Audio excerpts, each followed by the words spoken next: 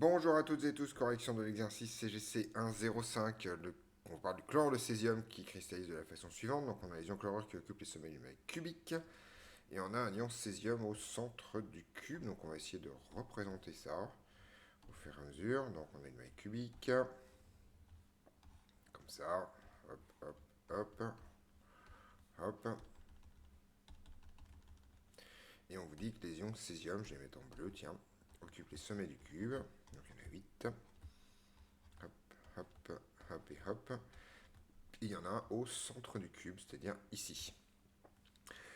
Et non, pardon, on vous dit pardon, que les ions chlorure occupent les sommets du maille cubique, et je ne sais pas lire, et au contraire, vous avez un ion césium au centre du cube, donc ici. Voilà.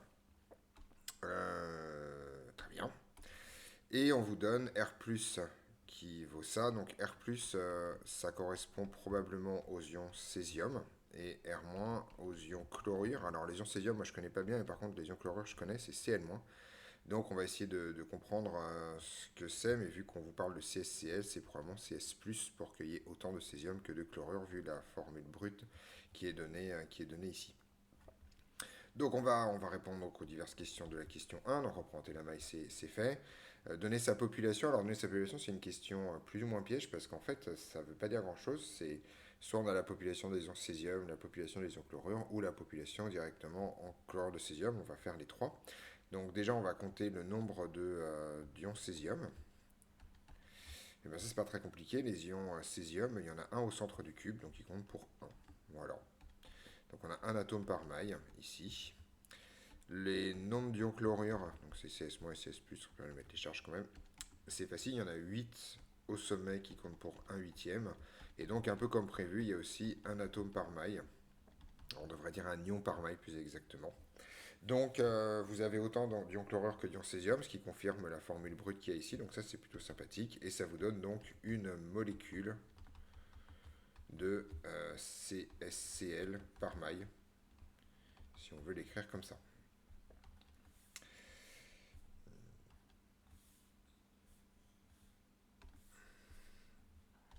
Une fois qu'on a la population, on peut rechercher, continuer la question.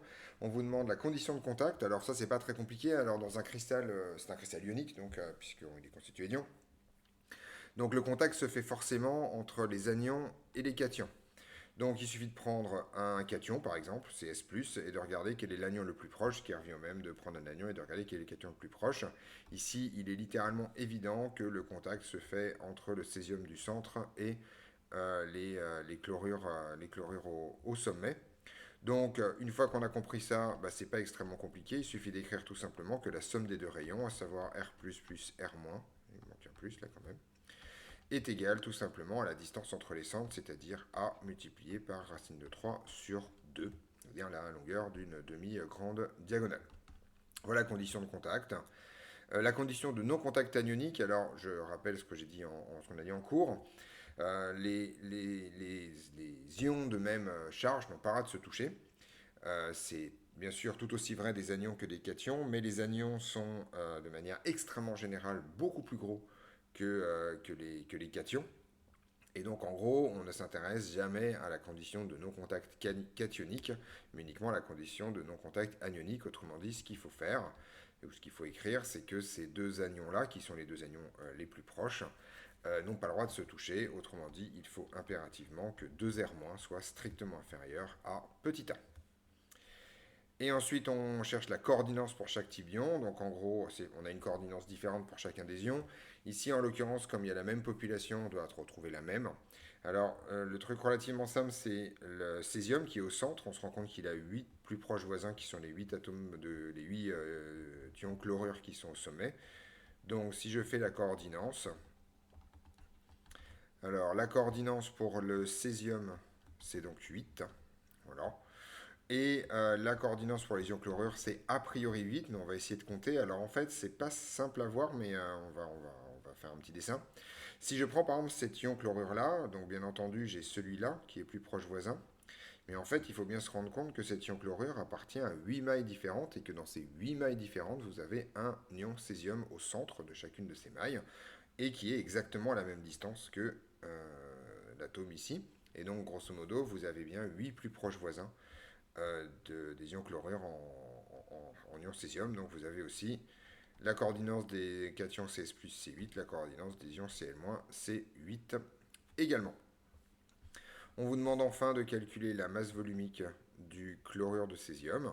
Alors pour ça, c'est toujours la même relation. Petit 2, donc la masse volumique, c'est tout simplement la population multipliée par la masse molaire divisée par le nombre d'Avogadro fois le volume de la maille. Alors ici, en fait, on a deux choix possibles.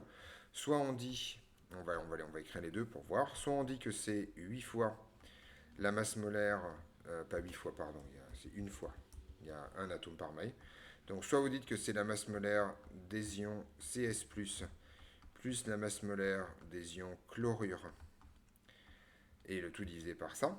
Alors en fait, ça dans l'écriture, c'est gênant parce que on prend la masse molaire d'un ion, c'est un peu pénible. Mais en fait, on sent. Alors, il y a plusieurs façons de traiter ce problème. Il y a une façon très sale qui est de dire ah oui, mais en fait, c'est pas grave parce que les électrons, ça a une masse négligeable devant le reste. Bon, admettons. Mais en fait, surtout, il y a quelque chose de beaucoup plus propre qui est que l'électron qu'on va compter en trop ici, d'une certaine façon, en prenant la masse molaire du césium neutre, on va le retrouver ici en prenant la masse molaire du chlore au lieu du chlore plus un électron. Ça, c'est la façon un peu tour de passe-passe de faire, mais il est en fait beaucoup plus intelligent de dire qu'en fait, de compter en molécules et non pas de compter en atomes, et dire que c'est simplement la masse molaire du chlorure de césium divisé par le nombre d'Avogadro fois A cube, où cet aspect électron en plus ou en moins disparaît dans la bataille, et en plus qui a le bon goût de correspondre aux données qu'on a dans l'énoncé. Donc là, il suffit simplement de faire l'application numérique.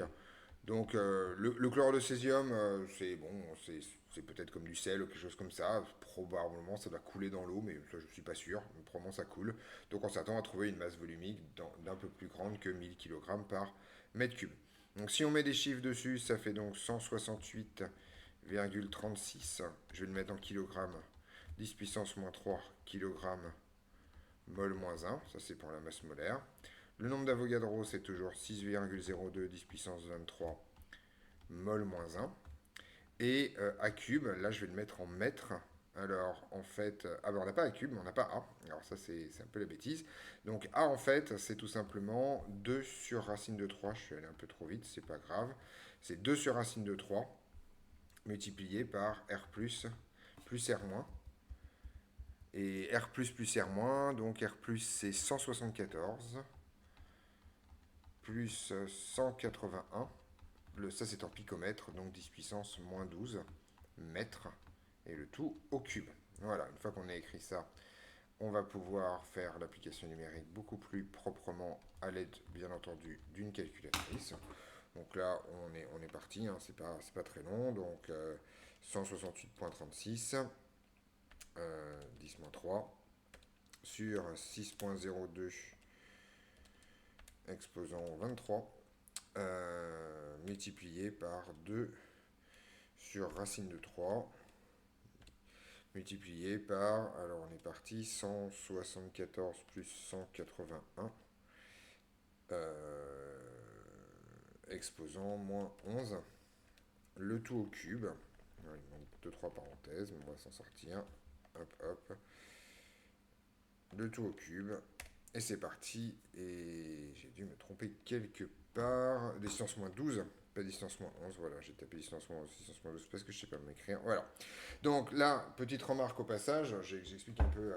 Donc la calculatrice m'avait donné un résultat qui était 5,41. J'avais prévu que c'était au-dessus de 1000. Je vous rappelle que les masses volumiques sont comprises entre 100 kg par mètre cube et 20 000 kg par mètre cube. Donc 5, c'était pas possible, d'où le fait de la détection se met en place. J'avais fait une faute de frappe, en particulier j'avais mal lu ici ce chiffre-là parce que j'écris mal avec le stylet. Et donc c'est un 12 ici, et donc en fait ça m'a permis de corriger en prévoyant l'ordre de grandeur du résultat. Donc on trouve en fait 5413, si on arrondit correctement, 5414 par ailleurs, kilogrammes par mètre cube. Alors, c'est peut-être faux, hein, mais en tout cas, c'est un ordre de grandeur tout à fait correct pour un solide cristallin, alors que 5,4 kg par mètre cube, c'était littéralement délirant comme ordre de grandeur, puisque ça c'est plutôt l'ordre de grandeur des masses volumiques des gaz, globalement. Donc on a trouvé la masse volumique et c'est la dernière chose que cet exercice nous demandait. On se retrouve donc dans d'autres vidéos pour d'autres corrections.